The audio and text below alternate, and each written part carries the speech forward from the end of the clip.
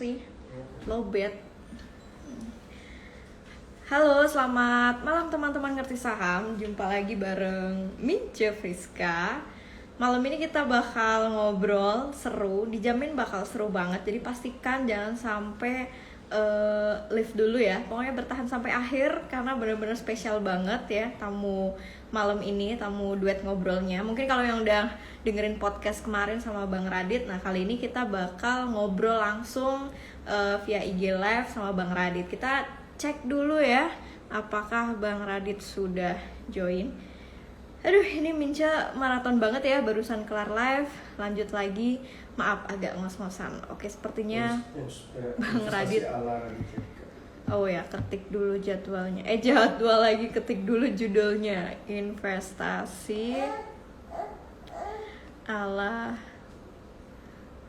Raditya Dika. Oke, sebentar. Kita bukan mau stand up ya. Kalau stand up saya nggak jagonya. Bang Radit doang yang jago kalau itu mah. Sebentar, Mince cek dulu apakah Bang Radit sudah join. Kita cek. Sepertinya belum. Kita sambil nunggu. Gak masalah, teman-teman. Iya, sebentar. Gimana hari ini? Sambil nunggu Bang Radit ngobrolin yang lagi pada merah-merah membara hari ini ya. Semoga tidak gampang panikan, karena kan udah biasa baca-baca di ngerti saham. Harusnya sih ngadepin tadi nggak terlalu panik ya. Gak usah yang ngeri-ngeri banget lah ya. Kalau yang udah terbiasa baca semua postingan di ngerti saham, harusnya psikologinya udah mulai tertata dengan bagus, ya nggak? Ya.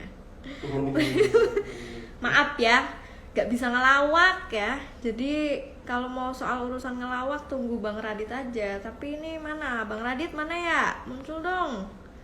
Muncul. Belum muncul juga ini by the way. Ini kayaknya pasti belum buka message nih. Kita cek. Saya nggak tahu, saya kan ikan ya. Oke, Bang Radit baru online.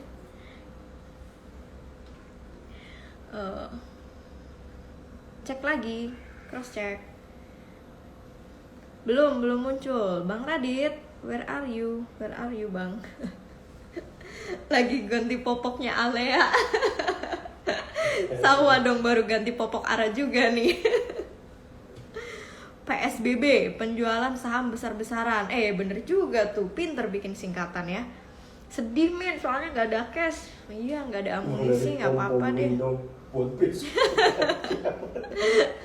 Bang Radit suruh jadi pom-pom, ya ampun, tega amat sih lu pada ya.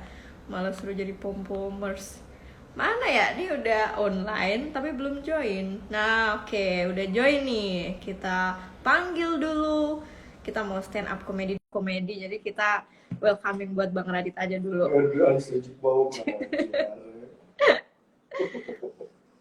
Nah ini dia nih. Halo. Halo Bang Radit. Berisik nih emang suami. Nih, apa kabar Mbak? Apa kabar? Alhamdulillah baik. Gimana kabar Bang yang habis staycation nih kayaknya nih? Gimana kabar abis staycation atau gimana kabar abis kebakaran nih portonya? Kabar yang mana? itu baru kita bahas kemarin pada di podcast ya. Kalau nggak ada amunisi. Hari ini podcast kita keluar di Spotify. Iya, udah tadi udah gue share juga. Nanti share di ngerti saham juga. Keren. Siap. Nih, by the way, kerudung gue udah tema bolu kukus belum ya Bang? Ini bajunya pink loh. Gimana Bapak mau 2 anak kumisan pakai baju pink coba? Gimana coba?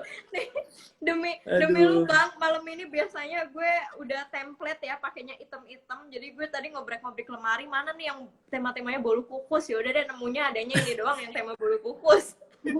Ya itu gara-gara kalau ada yang nonton bingung, itu gara-gara kemarin akun resminya YouTube di Twitter bilang gue mirip bolu kukus. Sekali-sekalinya gue go internasional, gue di roasting sama perusahaan besar loh. Sekali-sekalinya loh. Wah, gue ngakak tuh baca itu, makanya pas banget ya, pas mau live gitu deh. Kita kayaknya seru-seruan pakai tema bolu kukus. Kayaknya habis live ini bakal tren juga nih ya baju bolu kukus nih, yang fashion bolu kukus ya. Iya, jadi nggak apa-apa, pede aja. Walaupun bapak-bapak kumisnya udah kemana-mana pakai baju pink, it's okay. Yang penting kita pede. Yang penting kita yakin It's sama okay. pilihan kita. Karena itu adalah kunci dari investasi. Bener. Kita harus tahu dulu pilihan kita. Keren nggak tuh ininya? Waduh, Bridgingnya. langsung deh. Bridgingnya Oke, keren nggak? Bang, ntar gue izin siap di IGTV ya, obrolan santai kita Siap. ini ya. Nah, Siap. ini obrolan yang seru banget karena ini semua orang udah pada nungguin nih, oh Bang Radit, banyak banget yang request soalnya. Jadi ini berasa kayak akhirnya dikabulkan gitu. Abang Radit muncul juga dengan bolu kukus Iya. fashionnya. Ini Karena kemarin itu ya, setiap kali gue share soal investasi, terutama soal saham ya, di Instagram gue, itu yang DM tuh banyak banget. Ngerti saham dong bang, ngobrol sama ngerti saham, atau promoin ngerti saham gitu. Ini gue pikir gila, militan banget ini follower-followernya kan. Gue buka lah Instagramnya kan. Gue buka Instagramnya, oh ternyata menarik gitu. Dan memang edukasional banget ya. Terutama kan mungkin follower gue ini kalau kita live kan ada di tempat gue juga ya. Iya, Yang terutama follower gue kan banyak yang mungkin 18 sampai 24, yang masih 18 sampai 24 tahun maksudnya, yang masih belum ngerti soal investasi gitu. Dan gue tuh passionate banget ngomongin investasi. Gue seneng banget ngobrolin investasi gitu. Keren. Nah, ini yang emang bakal menarik nih. Kita bakal ngobrolin seputar investasi in general dulu lah. Kalau teman-teman di sini, biar kita mau ngulik banyak nih info tentang sejauh apa sih pengalaman Bang Radit di dunia investasi ini, terlepas dari saham dan lain-lainnya gitu. Yang pertama yang gue penasaran, sejak kapan lu mulai nih Bang, mulai tertarik dengan dunia investasi? Apakah emang dari zaman kuliah karena memang background dari finance, atau bahkan dari sebelum itu udah dikenalin dengan dunia investasi itu sendiri? Penasaran nih, apa jangan-jangan ngalahin Warren Buffett 11 tahun, Bang Radit jangan 3 tahun. Kalau tertariknya ya, bukan investasinya ya, tapi tertariknya ya. Yeah. Kalau tertariknya itu kebetulan gue dulu kuliah finance di Adelaide University di Australia. Lalu di salah satu kelas itu ada kelas menghitung future value. Jadi kalau misalnya uang tahun segini itu sekian, maka 5 tahun lagi berapa nilainya gitu, future value standar lah gitu. Nah, gue mikir kok bisa beda gitu nilai uang zaman sekarang sama nanti gitu. Ternyata ada yang namanya inflasi gitu kan. Nilainya berkurang gitu kan. Oke. Terus gue mikir-mikir lagi gitu. Diajarin juga soal compound interest, yaitu adalah ketika kita berinvestasi di sebuah instrumen gitu, bunganya bisa berbunga, returnnya bisa menghasilkan return lagi gitu, menggulung. Betul. Terus gue baru ngeh gitu, oh ternyata semakin kita muda melakukan investasi, maka ujungnya ketika investasinya tujuannya tercapai, itu lebih cepat tercapainya gitu loh. Benar. Karena return yang menggulung. Nah konsep itu ke bawah-bawah sampai gue kerja gitu loh, sampai gue dewasa, sampai gue kerja ke bawah-bawah. Kalau kayak gitu, kalau gue punya duit, gue mesti invest karena waktu adalah teman terbaik gue gitu loh. Gue masih muda kan, waktu itu masih berapa, mungkin 22-23 tahun gitu. Lalu nulis blog kan di www.kamijantan.com ke radityaDika.com. Gua print semua, masuk ke penerbit, dapatlah itu royalti pertama. Masih inget tuh, terbitnya April 2005, 6 bulan kemudian dapat cek royalti pertama. Wah, sebagai anak umur berapa ya, 20-an tahun lah, lupa lah persisnya berapa gitu. Pokoknya anak-anak 20-an tahun awal gitu kan, dapat duit segitu tuh dari cek dari royalti, kan ngagetin ya, kayak ini gede banget gitu. Nah, karena dapat royalti lumayan gede, jadi gemeteran juga, nggak pernah megang duit sebanyak itu kan gitu. Ngapain nih gitu bagi gua saat itu. Walaupun sebenarnya secara nominal nggak gede-gede banget, tapi buat gua yang nggak punya pekerjaan gitu ya, dapat duit nih, megang waktu itu dalam bentuk laporan royalti gitu kan, masuk ke bank gitu. wah ini gimana, gemeteran juga gitu loh. Nah pilihannya kan mau apa gitu, mau gue jadi, untungnya gue orangnya juga anak rumahan kan, gue mau pesta-pesta, misalnya gue hambur-hamburin foya-foya buat ngapain kek, buat minum-minum apa nggak jelas gitu kan, gue nggak punya teman pertama itu, jadi nggak tahu juga mau diajak, masa sama diri sendiri kan nggak seru ya. Mau dihabiskan untuk membeli barang yang mahal-mahal nggak ada yang peduli juga. Dengan perawakan gue pada saat itu, barang apapun yang gue pakai pasti dibilangnya KW, ya kan? Kalau ngeliat bentukannya, nggak mungkin dia punya barang mahal nih, mukanya aja begini gitu, pasti KW. Jadi nggak penting buat gue gitu kan. Jadi buat apa gitu? Akhirnya ya traktir orang tua lah, apa segala macam, makan gitu kan. Lalu sisanya diinvestasikan. Jadi pertama kali itu langsung melek tuh investasi. Walaupun pada zaman itu begitu punya duit pada saat itu ya, kalau dapat duit dari mana gitu misalnya, itu didepositokan. Jadi memang investment journey-nya itu pelan-pelan tuh, dari deposito dulu, baru habis itu ke reksadana, baru akhirnya ke saham individual gitu loh. Makanya kemarin pas kita lagi ngobrol buat live ini kan, kita ngobrolin apa ya? Rasanya kalau full 100% saham kan sayang ya. Mendingan gue ngobrolin soal investment journey gue sekalian gitu, dari awal banget sampai akhirnya ke saham. Karena masalahnya banyak juga yang nggak tahu bahwa mungkin jangan-jangan nih maksudnya kita ngobrol sebagai admin yang ngerti saham, tapi sorry juga ya gue harus ngomong gini ya, tapi kan nggak semua orang cocok sama saham juga gitu loh maksudnya. Iya, kan? Benar. Instrumen investasi kan banyak gitu loh maksudnya. Betul. Jadi jangan sampai orang juga nggak cocok sama profil resikonya dia malah serta-merta langsung nyoba saham, terus malah jadi nggak sesuai ekspektasi gitu loh. Jadi itu journey gue sampai akhirnya masuk ke saham gitu. Walaupun tetap reksadana saham juga masih ada gitu sih. Jadi kalau gue boleh tarik ya, berawal dari investasi di deposito, baru lanjut reksadana, terus akhirnya nyobain saham. Nah, reksadana, maksudnya jarak dari mulai latihan atau belajar invest di deposito sampai reksadana itu terselang lama nggak tuh, Bang? Atau enggak, karena paling di awal? Karena waktu itu kebetulan gua termasuk mendengarkan Likwina Hananto kan. Waktu itu Mbak Wina di Twitter rame, kita follow-followan, gua ngeliat, terus gua mikir kayak bener juga ya, ngatur duit tuh kayak gimana gitu. Karena bolak-balik semua orang yang tahu pekerjaan gua adalah penulis, itu semuanya bilang, ih penulis kan miskin-miskin, pada bilang kayak gitu. Kan gua stres dong ya kan. Gue kayak kok gitu loh, padahal gue lagi bangga-bangganya jadi penulis gitu loh. Kok orang-orang terutama teman-teman gue lah yang mungkin karirnya nggak di seni gitu ya, pada bilang kayak gitu, nanti tuanya susah lah, apalah, inilah itulah gitu. Terus ada lagi yang tahu gue di entertainment gitu, ada yang bilang bahwa entertainment itu kan, semua yang di entertainment itu umurnya pendek, dia bilang gitu. Lo paling juga terkenal 3-4 tahun, habis itu lo nggak tahu mau ngapain lagi gitu. Nah karena banyak banget omongan-omongan negatif nih dari kanan kiri depan belakang, yang lucunya bahkan keluarga gue nggak pernah mempermasalahin pilihan karir gue ya. Keluarga gue tahu gue jadi penulis ya udah, tapi teman-teman gue ini yang yang mungkin nggak kenal banget lah, kayak teman kuliah, teman yang udah ngantor duluan gitu, pada bilang kayak gitu. Nah jadi dorongan untuk investasi itu datang dari ketakutan sebenarnya. Ketakutan atas masa depan yang semua orang bilang jelek buat gua.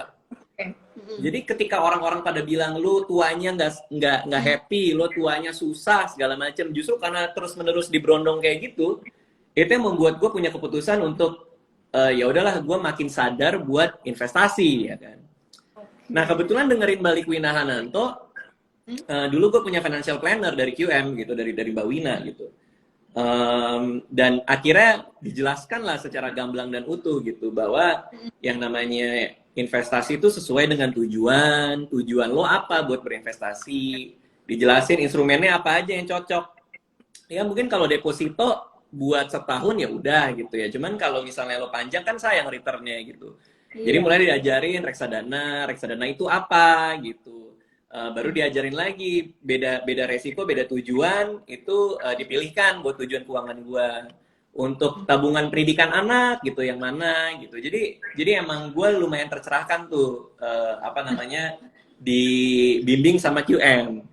Ini gue bukan Oke. promo karena QM udah nggak Iya, buka iya. lagi apa namanya planning ya, maksudnya planning Iya. personal itu mereka udah nggak buka lagi. Gua masih dapat tuh waktu itu. Sekarang QM mungkin lebih lebih ke training ya, kalau kata Mbak Wina terakhir kali gue ngobrol sama Mbak Wina tuh lebih ke ngajarin gitu, bukan bukan ngejagain gitu. Kalau dulu kan mereka Iya. yang apa namanya ngejagain gua gitu, buat buat apa namanya ngasih tahu tujuannya apa, makanya instrumennya apa gitu. Nah, Oke. berangkat dari situ belajar sendiri gitu kan, belajar sendiri, ngelola sendiri, apa namanya dalam bukan ngelola ya, apa sih memetakan sendiri. Gue pengen nikah dalam waktu berapa tahun, maka instrumennya ini gitu misalnya. Dan akhirnya ya nyebur langsung ke beli saham sendiri gitu. Oh, Jadi yes. walaupun sekarang gue tetap tetap masih megang reksadana saham gue, gue masih keep banget gitu ya, secara proporsi mungkin masih lebih banyak gitu dibandingkan saham individual gitu sih. Oke, oke. Ini menarik dan yang bikin gue penasaran dulu kan berarti awal lu mulai investasi saat single dong. Dan saat itu apakah tujuan investasi lu langsung emang buat entah mungkin nyiapin dana pensiun atau bahkan udah kepikiran belum ya waktu single terus investasi buat dana pendidikan anak dan sebagainya. Jadi apa tujuan investasi awal lu dulu Bang waktu zaman single itu Bang? Zaman single, gue udah punya tabungan pendidikan anak gue sampai dia lulus S1. Itu gue punya. Buset. Jadi, dan waktu itu ditanya kan sama plannernya kan, kayak oke, kita siapin tujuan keuangannya adalah uang kuliah anak, termasuk uang gedung ya. Jadi ada uang Oke. uang gedung, uang sekolah, sampai ditanya mau di mana, di Jakarta Selatan, sekolah apa, sampai ditanya gitu, supaya kita sama-sama tahu nih. Iya, Kan iya. inflasi pendidikan Dan itu 20% kalau nggak salah ya, which is lebih tinggi daripada yang lain-lain tuh. Jadi kita sama-sama ngitung itu. Di masa depan dengan inflasi 20% per tahun, maka lo harus punya duit segini, lo kumpulkan tiap bulannya sekian gitu kan, untuk sekolah di ABCD gitu kan. iya. Oke. Saking gue nggak taunya, gue teman beranak juga nggak punya, terus belum kawin Baik. juga, ditanya lah ya kan, ditanya sama dia namanya mau siapa, karena kan setiap tujuan keuangan tuh ada dana pendidikan siapa siapa siapa. Ini dana Iya. pendidikan, gue nggak tahu anak gue mau dikasih nama siapa, gue kasih aja kecoa gitu, dana pendidikan si kecoa, gue bilang. Karena gue lagi ngeliat kecoa waktu itu gitu, kayak oh udah kecoa ya, udah kecoa gitu. Ini parah nih Alea disamain kecoa nih berarti sekarang. Ya waktu itu kan nggak tahu bahwa jadinya punya Alea gitu, gue aja nggak tahu Oke. nikahnya kapan waktu itu kan, masih muda banget gitu loh, dan nggak kepikiran sama sekali buat nikah dalam waktu dekat pada saat itu ya. Oke. Tapi itulah, gue walaupun gue nggak tahu teman beranaknya siapa, gue nggak tahu mau nikahnya kapan, gue nggak tahu bakal punya anak atau tidak, tapi itu sudah ada. Kenapa? Karena semua bisikan-bisikan menakutkan dari semua orang itu gitu. Oke. Dan memang iya gitu. Orang-orang tuh selalu ngomong jadi seniman itu gedenya susah, jadi penulis itu nggak akan lama. Ada yang sampai bilang kayak gini, oke lo mau jadi penulis, lo punya banyak berapa buku di dalam diri lo, buku seorang penulis itu terbatas gitu, paling seumur hidup lo bisa ngasilin 5-6, habis itu lo nggak tahu menulis apa, kan sedih ya gue digituin kan. Jadi semua ketakutan itulah yang ngebuat gue tuh sebegitu siapnya sama masa depan gitu. Wah Gitu sih. gila nih berarti malah berawal dari kecemasan ya itu yang jadi resah, cemas, takut segala macem nih berarti kayaknya perlu teman-teman ngerti saham kayaknya ditakut-takutin kali ya. Iya, iya Biar bener. makin Apa semangat. apa emang gue orangnya nggak santai, apa takutan, apa gimana, gue nggak tahu ya. Cuman gini loh, maksudnya selama pandemi ini deh, katakan selama pandemi ini, udah entah berapa banyak teman gue ya, yang kalau gue lihat di Instagram itu, apa namanya, liburan, kesana sini, segala macem, tiba-tiba pas pandemi gini, WA, nanya gitu. Wah, gue bener-bener nyesel, gue sampai bingung mau jual apa, ajarin gue investasi dong gitu. Padahal selama ini gue kalau ngeliat Instagram media segala macam, citra yang terlihat adalah dia baik-baik saja gitu. Padahal tidak gitu loh. Nah itu yang ngebuat gue bingung juga. Kenapa banyak banget orang punya prioritas yang salah dalam hidupnya gitu loh. Kenapa begitu banyak orang yang lebih memilih buat apa ya, barang apa, tas mahal lah katakanlah, punya tas Gaya mahal hidup lah ya, gaya hidup. ketimbang punya katakanlah ya saham lah gitu, ketimbang punya saham gitu loh. Ini contoh kasus lagi nih ya. Gue selalu percaya, ini banyak banget yang nanya ke gue gitu, gimana sih caranya punya pernikahan yang baik-baik aja gitu. Karena gue sama Anissa tuh enak banget gitu, udah kayak temenan banget gitu sama dia gitu. Gue nggak pernah berantem apa segala macam. Gue nyaman banget sama Anissa gitu kan, sama istri gue gitu. Terus ada yang nanya gimana sih caranya gitu. Ya gue bisa ngomongin apa aja sama dia, termasuk ketika pacaran kita udah kenyang ngomongin soal duit. Jadi gue cerita investasi gue begini, pandangan gue soal uang kayak gini. Menurut gue kalau kita punya anak nanti, cara kita mengajarkan dia seperti ini. Hubungan gue tuh begini dengan duit gitu. Hubungan lu gimana gitu loh. Nah lucunya, ini kalau nggak salah sebelum pandemi ya, 3 atau 4 bulan sebelum pandemi, pas gue pindah ke kontrakan di sini karena rumah gue lagi direnov, dia itu dulu tuh kerjanya beli tas tuh, si Anissa tuh, tas pacaran ya, beli tas ini apa segala macam, dapat duit dari event ini, dapat duit dari brand ini, terus dibeli ini, terus ya gue nanya gitu, hubungan kamu tuh gimana sih soal duit, uang itu buat kamu apa gitu kan. Ya aku harus reward myself gitu kan, biasanya orang gitu tuh ya, orang-orang kota besar kan kayak aku sudah bekerja keras untuk ini, aku mau menghargai diriku sendiri, self reward gitu dengan barang-barang ini gitu. Terus gue bilang, kamu kan bisa menghargai diri kamu dengan cara-cara lain selain punya barang kan gitu. Kamu kan bisa menghargai diri kamu dengan punya investasi untuk tujuan keuangan kamu pribadi kan. Gue bilang gitu ke dia gitu. Benar juga ya, kamu mau apa? Gue bilang. Aku sih pengen punya rumah pada saat itu. Dia waktu itu masih ngontrak apa segala macam gitu kan.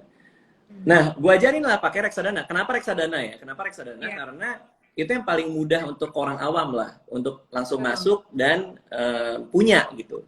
Kalau saham kan, gue termasuk orang hati-hati kalau rekomen saham ke teman gue gitu. Karena gue nggak tahu nih, ini orangnya jantungan apa enggak nih. Gue nggak tahu orangnya paham nggak dia beli apa yang dia beli nih gitu kan. Jadi gue pelan-pelan gitu, pelan-pelan gue bilang ya kamu coba reksadana deh, gini-gini. Oke. Kenapa? Karena gue mau ngasih lihat bahwa uang itu bisa bertumbuh. Jadi uang yang kita dapetin tuh bisa kerja buat diri dia sendiri, bisa tumbuh gitu. Kita kayak pupuk gitu loh, kita kayak kasih tanaman.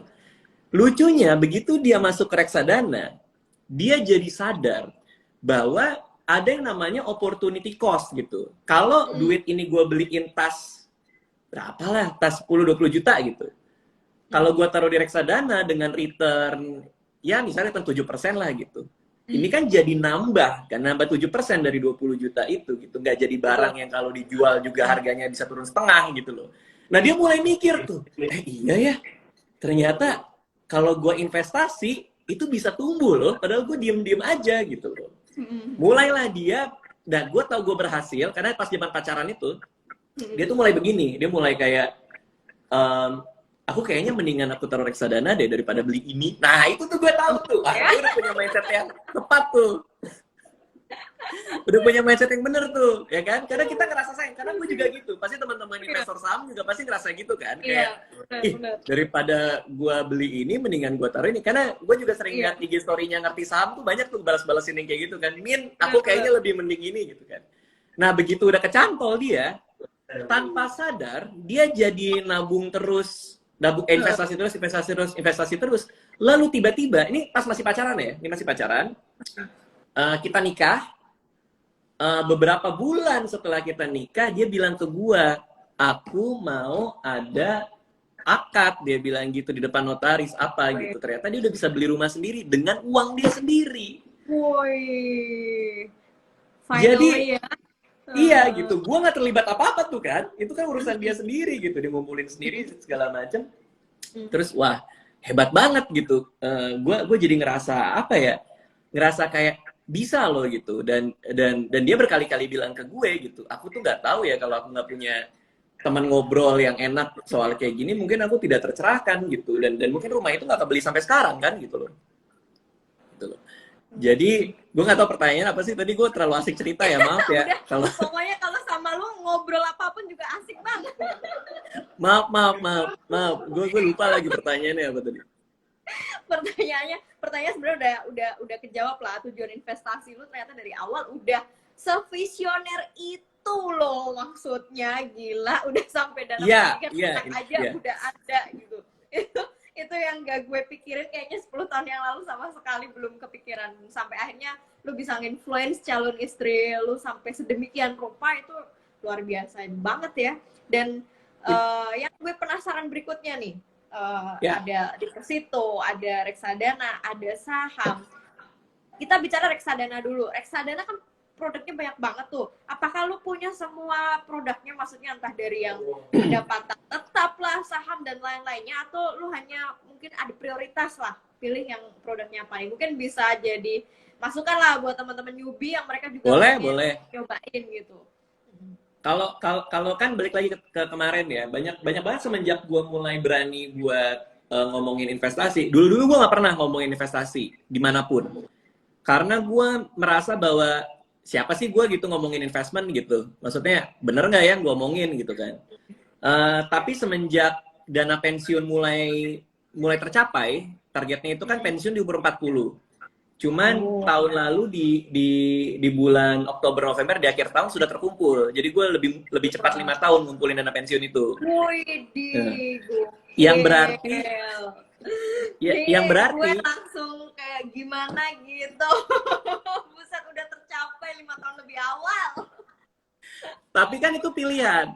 Pilihan gue adalah gue mau beli mobil sport yang bisa gue foto di Instagram terus begini tiap hari, atau gue mau taruh di dana pensiun yang nggak bisa gue pamerin kan. Itu kan pilihan. Iya, benar. Nah, gue memilih untuk punya dana pensiun daripada gue punya mobil semewah apapun tahu yang pajak tahunannya juga gede gitu kan. Gue memilih untuk punya dana pensiun. Gue lebih baik punya dana pensiun, walaupun nggak bisa gue setir ya dana pensiun, nggak bisa gue pajang di garasi ya. Jadi pilihan gue, karena gue lebih banyak memilih buat itu, sehingga lebih gampang tercapai buat gue gitu loh. Karena kan kalau teman-teman melihat, mungkin yang seprofesi sama gue kan banyak yang lebih terlihat lah hasilnya dalam tanda kutip ya. Mereka punya ini, mereka punya itu. Nah, gue memilih untuk mendingan gue punya yang lain gitu. Nah, gara-gara itulah gampang tercapai punya gue. Karena gue menahan, gue nggak punya preferensi buat beli barang yang mewah-mewah kalau gue ya gitu. Anyway, tapi nah setelah tercapai itu, gue mulailah berani ngomongin investasi ya kan. Berani ngomongin investasi. Dan banyak juga yang nanya gitu, Bang, gue enaknya investasi apa ya? Nah, ini balik ke pertanyaan tadi. Kalau gue selalu dengan balik lagi, karena gue muridnya Balik Winahananto, balik lagi ke tujuannya apa dulu nih, tujuan investasinya. Kalau misalnya tujuannya jangka pendek, ya udah reksadana pasar uang aja kan, yang berarti adalah instrumennya seperti uang, sangat liquid gitu kan, surat utang jangka pendek dan lain-lain gitu. Kalau misalnya lu tujuannya panjang kayak gue dana pensiun, gue mayoritas ada di reksadana saham. Kenapa? Karena ya memang buat jangka panjang, dengan fluktuasi saham yang hari ini bisa turun berapa, 6-7%, dan besok bisa naik 10% dan lain-lain gitu kan. Jadi kayak itu kan cocok untuk orang yang jangka panjang lah. Tahu-tahu kan on average naik gitu, tapi tiap hari fluktuasinya volatilitasnya lebih tinggi gitu. Jadi buat dana pensiun, gua banyak di reksadana saham gitu. Kalau buat nikah pada saat itu ya lebih banyak di reksadana campuran gitu. Ada obligasi dan ada sahamnya gitu loh. Jadi balik lagi ke tadi, tujuannya dulu gitu. Jadi kalau pertanyaannya, bolehlah dikasih saran buat teman-teman yang nonton ya teman-teman punya tujuan apa gitu. Nah, tujuannya itu disesuaikan dengan instrumen gitu. Nah, itu menyelamatkan gue dari semua ini gitu loh. Nih, habis ini mereka dengar tadi buat nyiapin dana nikah di reksadana campuran. Kayaknya habis ini bakal laris nih produk reksadana campuran yang mau nikah. Ya kan masih berapa? 5 tahun lagi, 4-5 tahun lah. Boleh lah di reksadana campuran 5 tahun lah ya. Oke, menarik banget sih. Pantes ada ala-ala Bu Joko gitu yang ini yang bercanda julid gitu. Bang Radit nggak pernah nongol di media kok tetap tajir. Oh, ternyata masih punya investasi saham gitu katanya. Ya tajir apa enggak itu kan, tajir atau enggak itu kan masing-masing orang beda-beda ya. Tapi kalau gue ngerasa gini, ini paling gampang ya. Gimana caranya? hal pertama yang gue bahas sama istri ya, ketika sudah selesai menikah nih. Menikah, kita sekaya-kayanya kita, sebanyak-banyak apapun duit kita harus punya budget. Nah itu udah penting banget. Gue selalu bilang ke Anissa, kita duduk berdua, gue bilang kamu harus bikin budget. Jadi kita mulai dari budget yang real dulu. Gue bukain Google Sheets, kita ngumpulin semua bond, lalu kita masukin ke Excel-nya itu, ke kolom-kolomnya, berapa bulan ini yang kita keluarin. Nah itu gue bikin selama 3 bulan sama Anissa. 3 bulan, jadi gue punya bayangan. Kira-kira gue berkeluarga, pengeluaran bulanan gue berapa gitu. Gue bisa aja nggak melakukan itu gitu. Maksudnya kayak ya udahlah, beli apa segala macam gitu kan. Yeah. Tapi uang tuh nggak bisa, numbers tuh nggak bisa bohong. Numbers cannot lie. Dia pasti kelihatan berapa keluar ya. Nah setelah 3 bulan itu gue rata-rata ketemulah uang yang harus kita punya per bulannya supaya kita bisa tetap hidup dengan standar gaya hidup yang sekarang, ya kan? Nah, baru gue ngecek dana pensiun gue. Kalau gue ngambil 4% dari dana pensiun itu per tahun, mencukupi nggak untuk biaya hidup yang sudah kita hitung, gitu loh. Nah, jadi itu menjadi penting banget. Nah, balik lagi ke soal tadi, tajir nggak tajir, kaya nggak kaya. Sekaya-kayanya orang, sebesar-besarnya penghasilan dia, yang akan menentukan dia masih bisa hidup dengan nyaman atau tidak, itu adalah berapa yang dia simpen, bukan berapa yang dia keluarin. Nah ini celakanya banyak banget orang yang terjebak dalam pemahaman bahwa ya orang kaya kan selamanya kaya. Nggak juga. Kalau dia pengeluaran lebih banyak daripada yang dia simpen, dia pasti nggak akan jadi apa-apa gitu loh. Yeah, jadi buat gue penting banget untuk hit budgetnya itu supaya gue punya bayangan gitu. Ya secara gue orang finance juga ya, jadi semuanya soal hitungan gitu loh. Ya, paham lah sama-sama orang finance kita. Cuma menarik aja itu sampai ada yang mengemati itu. Maksudnya dia sampai ngemati Bang Ras, udah jarang nongol di media kok tetap tajir gitu. Ternyata dia investasi saham juga gitu. Itu tadi ada tuh di kolom komentar pas kita post mau IG live tuh, aku sempat screenshot juga. Ada gitu ya, sampai ngamatin itu gitu. Nah, iya, ngapain ya ngamatin orang ya? Iya juga sih ya. Iya. Nah, ini apa pertanyaan terakhir sebelum kita coba jawab pertanyaan teman-teman. Aku mau nanya, ini di saham nih, Rexelena udah, terus di saham. Aku penasaran ya, dulu awal pertama kali beli saham, itu saham apa yang lu beli pertama kali, Bang? Penasaran ya. Kalau gue, ini saran buat semua orang yang lagi nonton nih. Mulai dari apa yang kita tahu, yang kita pakai dulu aja gitu. Dan yang ngerti saham juga sering di-share tuh kan. Hari ini makan itu. Gue ngeliat tuh follower yang ngerti saham bukan makan Indomie, tapi makannya ICBP. Gue ngeliat tuh. Gue makan ICBP dulu ya, gitu kan. Gue tahu. Tapi ya mulai dari apa yang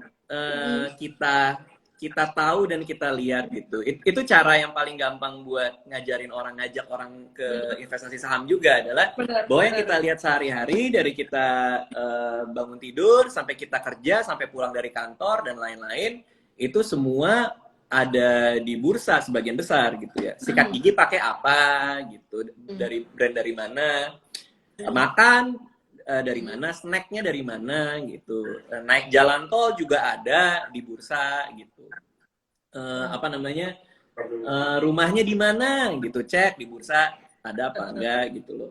Jadi ya maksud gue adalah kalau teman-teman di sini kan banyak juga tuh, karena gue tuh suka dapat pertanyaan basic banget gitu loh, kayak Bang beli saham apa ya, cara mulai gimana ya. Ya bingung juga kan jawabnya ya, karena kan masing-masing orang kan beda-beda nih. Iya sih, benar. Ininya dia, standarnya dia gitu kan. Ya kalau gue selalu bilang mulai dari kalau mau nyobain aja ya, ini agak salah dan mungkin gue dimarahin sama financial planner yang sering ngobrol sama gue juga ya. Ini mungkin salah juga, tapi kalau buat gue mulai aja, kalau mau nyebur dikit ya mulai aja beli 1 lot saham yang kita pegang dan kita tahu gitu ada di sekeliling kita gitu. Oke, benar. Mulai aja. Nah, oke. Nih Bang, pertanyaan udah banyak banget. Aku udah coba pilihin beberapa ya.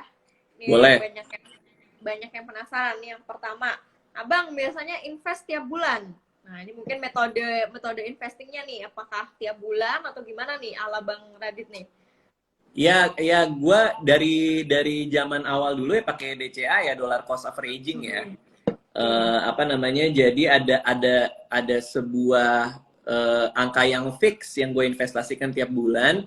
Kenapa? Karena pas harga sahamnya itu lagi turun, gue jadi belinya banyak. Kalau harga sahamnya naik itu gue belinya dikit. Pun juga sama unit reksadana kan juga kayak gitu gitu. Oke. Nah, cuman kalau gue kan termasuk investor males ya sejujurnya ya. Jadi Investor malus, oke. yang cocok buat investor males kayak gue adalah dengan cara kayak gitu loh. Kalau lu mau lebih teredukasi, lebih baik ya dikombinasikan dengan setiap quarter baca laporan keuangan untuk tahu bahwa ini masih layak dikip atau secara komposisi mau dikurangin atau ditambah gitu loh. Tapi kalau karena gue tahu saham yang gue pegang ini fundamentalnya bagus, ya udah gue beli aja, gue cicil aja tiap bulan gitu. Nah, oke. Terus ini ada yang kayaknya kepo banget nih. Bang Radit, persentase deposito reksadana sama sahamnya berapa persen nih dari total budget? Mungkin dari total modal yang dia punya. Dia mungkin mau copy paste ya, persentasenya mau dia jiplak habis ini. Nah itu dia. Saran gue sih jangan terjebak sama dia invest nih, gue pengen ngambil produknya dia gitu. Dia invest ini, gue mau juga ikutin. Persentasenya sekian, gue juga mau coba. Saran gue sih karena tiap orang kan beda-beda gitu ya. Nah jawaban yang benar adalah deposito berapa gitu, katakanlah gitu. Kalau buat gue karena deposito itu jangkanya jangka pendek, maka yang ada di situ adalah dana darurat yang gue punya, which is adalah pengeluaran gue selama setahun itu gue simpannya di deposito gitu, atau reksadana pasar uang gitu yang sama-sama liquid gitu misalnya. Jadi tergantung kebutuhannya gitu. Jadi ini bukan masalah persentase, tapi masalah balik lagi ke tadi, kebutuhan tiap investasi kan beda gitu loh. Jadi kalau buat gue dana darurat itu lebih baik di deposito atau di reksadana pasar uang. Yang kalau buat gua dana daruratnya adalah pengeluaran dikali 12 gitu misalnya. Ya teman-teman sendiri kan pasti beda-beda. Jadi kita nggak main komposisi nih, kita main kebutuhan gitu loh kira-kira. Siap, mantap. Nah ini kayaknya banyak anak-anak muda yang nanya. Anak-anak muda, anak SMA udah nanya loh ini, buset, tips investasi buat pemula, anak SMA, wow, SMA. Ini keren nih. Buset, udah nanya invest. Ya, seperti gue bilang tadi, waktu adalah teman terbaik kita, karena ada sebuah keajaiban yang namanya compound interest itu, yaitu bunga berbunga. Semakin muda kita invest akan semakin gede nanti di ujungnya nanti gitu loh. Jadi kalau buat gua belajar tips memulainya adalah dengan bener-bener invest langsung gitu. Nah, sekarang kan udah bisa dengan kalau dibanding zaman kita dulu mulai main, kayak sekarang kan lebih murah ya buat ya, lebih kecil lah barrier of entry-nya ya. Sekarang bisa sekecil berapa ya kalau buat saham ya katakan ya? Saham sekarang 100.000 udah bisa kok buat 100.000 udah bisa punya RDN. Iya. Dan lebih gampang kan sekarang ada. Bisa sahamnya juga. Oke, ya jadi ya bisa tuh dengan duit 100.000. Nah, buat yang teman-teman yang masih SMA, mintalah. Misalnya kan masih dapat uang jajan gitu. Ma, aku minta uang jajan. Buat apa? Buat beli saham kan keren aja ya kedengerannya ya sama orang tuanya kan. Ma minta beli saham gitu misalnya. Dibanding 100.000 lo pakai buat yang lain-lain kan, yang buat nongkrong buat apa ya, mending lo beliin saham. Nah intinya adalah nyoba dulu aja gitu, nyoba dengan uang yang kecil aja gitu. Nanti kan ngerasain naiknya, nanti ngerasain turunnya gitu loh. Kayak hari ini lagi ambruk kan ya SG kan, jadi kan lo juga ngerasain gitu kan. Ngerasain, oh begini turunnya. Tapi kan nanti lo juga ngerasain begitu ya IHSG naik kan, uang lo juga bisa balik ataupun jadi lebih gitu. Jadi ada rasanya dulu nih. Ketimbang kita cuma nebak-nebak gitu ya. Ketimbang kita cuma nebak-nebak, cuma ngedengar-dengar kata orang, wah ini tetangga gua, om gua jatuh miskin gara-gara saham, kan banyak juga yang kayak gitu kan. Iya, ada yang bilang, wah saham itu ini, saham itu ini. Ya udah lo coba dulu aja gitu loh. Coba dengan uang sekecil mungkin ya. Kalau gue selalu mengibaratkan anggap aja itu adalah kursusnya gitu loh. Jadi 100.000, 200.000 itu adalah kursus lu gitu loh. Kursus waktu yang lo pakai buat belajarnya gitu dengan uang itu gitu. Oke, Gitu benar. sih. Nah, ini bisa banget sebenarnya anak sekolah ya SMA udah mulai bisa kok. Jadi teman-teman nggak usah merasa aduh masih umur segini kayaknya belum layak gitu. Biasanya mikirnya mungkin seperti itu ya Bang ya kalau anak-anak Ih, SMA gitu. dan sekarang gampang banget loh. Tapi aku Katakanlah semakin reksadana ya. tahu tuh. Reksadana tuh gampang banget loh. Cuman Iya, cuman tinggal download aplikasi doang udah jadi gitu ya. Enggak. betul. Kalau zaman gua dulu tuh harus buka rekening di bank gitu-gitu. Iya, dulu masih ribet lah zaman-zaman kita. Nah, ini ada yang nanya juga metode nih. Bang, dividen yang didapetin mungkin ya, bakal lu belanjain lagi atau dibeliin saham lagi biasanya? Gua biasanya beli lagi. Jadi makanya kan balik ke tujuan kan. Yang di saham itu ya memang tujuan gua buat pensiun gitu loh. Jadi sampai sekarang pun belum ada yang gua cairkan gitu karena gue juga belum pensiun gitu. Jadi Lu emang sesabar itu ya? ya kan balik lagi ke tadi kan tujuannya dulu Iya, gitu. iya, iya, benar, Gua benar. gua sangat-sangat komit gitu sama itu gitu. Nah, tapi ada lagi lah waktu itu ya misalnya gue mau beli properti waktu itu kan. Terus gue juga udah nyiapin nih, gue taruh nih di rekening investment gue gitu kan, di apa namanya instrumen gue gitu, ada reksadana saham, ada sahamnya gitu kan. Gue tahu nih gue mau beli properti setelah sekian lama berinvestasi dan nabung ya, ketemu lah sama penjualnya kan, terus penjualnya nanya, Pak ini harus dibayar dalam berapa hari, bla bla bla gitu, kata yang punya propertinya gitu kan. Terus ya gue bilang, ya udah Pak saya cairin dulu ya saham saya, gue bilang kayak gitu. Nah, dia tuh langsung kayak, wah, bapak saya tuh dulu gara-gara saham jadi begini gitu loh. Cuman ya gue diem aja ya. Karena banyak yang nggak ngerti juga kan, banyak yang denger-denger juga bahwa ya ada yang seperti itu gitu lah. Makanya kita selalu tahu bahwa saham yang kita beli tuh fundamentalnya bagus, kita tahu apa yang kita beli itu benar gitu, nggak cuman ikut-ikutan kata orang gitu sih. Benar. Wah, ini ada pertanyaan yang cukup menggelitik juga nih. Dia nanya pendapat. Bang, gue alokasiin 90% pendapatan buat saham. Mindset gue masih sehat nggak ya?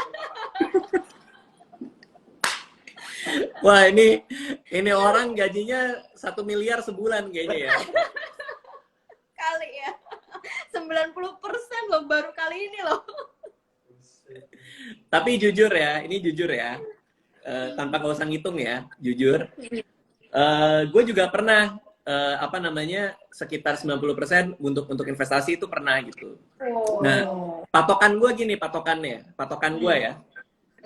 Berapapun pendapatan yang gue dapat pada bulan itu, gaya hidup gue nggak boleh naik dibandingkan bulan-bulan sebelumnya. Jadi godaan paling besar untuk orang-orang adalah tiap kali mereka promosi jabatan, tiap kali mereka dapat bonus, tiap kali mereka dapat proyek gede yang tembus dan dapat duit banyak, itu otomatis gaya hidup pasti ngikut. Karena percayalah, paling susah itu nurunin gaya hidup daripada naikin gaya hidup. Nurunin gaya hidup tuh susah banget. Begitu lo sudah terbiasa dengan mobil A, terbiasa dengan kenyamanan A, terbiasa buat nonton di tempat mahal yang ini, begitu lo mau nurunin, itu lo setengah mati. Yang terjadi adalah, kalau pendapatan kita jadi nggak stabil, dalam artian bulan depan dan bulan depan berikutnya itu jadi berkurang, kita pasti akan mencari cara lain supaya tetap dengan gaya hidup yang sama. Itu celakanya tuh. Maka mulailah ngutang, mulailah ini, mulailah itu. Belum lagi kalau orang Indonesia kan biasanya pergi sama teman makannya di sini. Terus kalau dilihat di IG story-nya kok tiba-tiba makanannya jadi di pinggiran di mana, jadi malu sendiri, jadi apa? Akhirnya kita memaksa diri kita untuk ke gaya hidup yang sekali-sekalinya kita dapat gitu loh. Jadi itu pelajaran gue pegang banget bahwa sebanyak-banyaknya pendapatan yang kita punya, jangan sampai gaya hidup kita juga ikut naik. Jadi pendapatan naik 2 kali lipat, gaya hidup tuh seharusnya itu-itu aja. Jangan sampai ikutan naik 2 kali lipat juga. Itu yang membuat komposisi investment gua per bulan itu bisa makin gede secara proporsi dari pendapatan. karena gaya hidup gue gitu-gitu doang gitu loh. Baju gue tetap polos-polos aja, nongkrong juga tetap jarang, Oke. liburan juga tetap nggak pernah gitu. Jadi ya itu dia. Oke lah, kopi aja sampai dicelupin Alea ya, nggak Kopi masalah ya. sampai dicelupin Ale. Tau nggak? Ini lucu banget deh. Ini lucu banget deh. Jadi di awal-awal nikah ya sama Anissa kan. Di awal-awal nikah sama Anissa tuh, Anissa kan suka liburan ya. Dia suka banget kayak aku pengen ke Eropa, aku pengen ke ini, kayaknya seru ya ke sana ke sini. Terus gue bilang, udahlah kita liburan 2 kali setahun, ya terserah mau kemana segala macam. Di luar itu kamu mau kemana? Mau lihat Eropa, mau lihat Paris? Gue bukain YouTube nih, Paris di malam hari. Lihat nih ya, sama aja. Paris di malam hari kamu bisa lihat di YouTube gambar lebih bagus daripada mata kamu nih. Mau lihat apa lagi? Mau lihat apa lagi? Jerman, stasiun nih, lihat stasiun Jerman nih. Ke pantai, Maldives nih, lihat. nih, secara nggak langsung lu jadi ngajarin suami gue nih di sebelah nih. Nah itu bagus. Tapi maksudnya adalah kita kan punya jadwal tapi kan dua kali setahun selesai. Jadi mau apapun itu, mau gimana pun itu nggak ya kita cari yang lain gitu buat memuaskan rasa pengen perginya. Gitu. Ya bener juga sih, virtual jadinya ya. Iya. Oke, Bang, ini pertanyaan terakhir mewakili netizen. Nanti tadi banyak banget aku scroll, tapi aku ambil kesimpulan. Intinya mereka banyak menanyakan gimana Bang Radit belajar psikologi investasi, entah itu yang di reksadana atau saham. Intinya yang selama ini udah berinvestasi lama, ngatur psikologinya gimana tuh, mungkin pas lagi investasinya returnnya lagi turun, marketnya mungkin di saham kayak sekarang lagi miris segala macem. Gimana tuh Bang? Ya itu pengalaman ya, maksudnya pengalaman bahwa yang kalau lagi krisis, lagi turun, pasti akan naik juga gitu loh. Jadi karena kita pernah mengalami, kita tahu di masa depan akan seperti apa gitu.